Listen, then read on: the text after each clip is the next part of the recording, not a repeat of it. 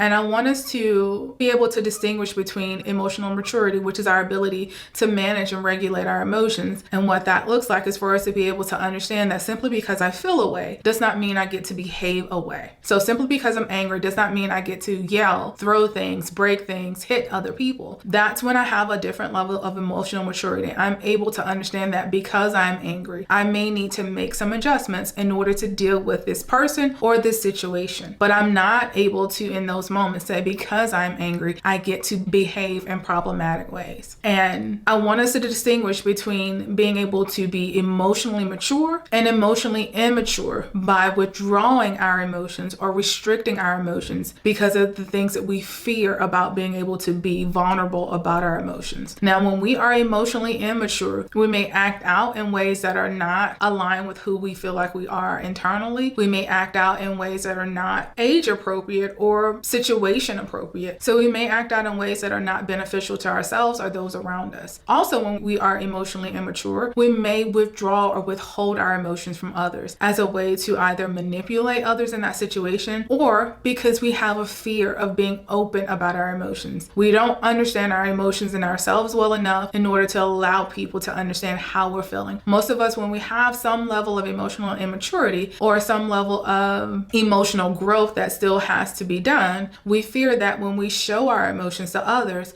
they may utilize those emotions to either get back at us, to make us hurt worse in certain ways, or to use them to in a future possible attack. And this is why we may shut down or withdraw our emotions, because we feel like it's easier, it's safer, we're less vulnerable that way. However, we're not really less vulnerable. We're just cutting off connections, or we're cutting off our ability to make connections with others by withdrawing our emotions or pretending like we don't have those emotions. Being emotionally mature, it means I know how to regulate my emotions, but it doesn't mean that I shut down my emotions or don't allow myself to feel my emotions. It means that I'm well aware of how I'm feeling and I'm able to verbalize to you how I'm feeling, as well as show you how I'm feeling in more appropriate ways. I feel like sometimes we've gotten so used to people behaving in very toxic ways to uncomfortable emotions that we feel like that's how people are supposed to behave when in these certain situations. However, when we have emotional maturity, we're able to take a step back, deal with our emotions, and then respond to a situation the way we want to respond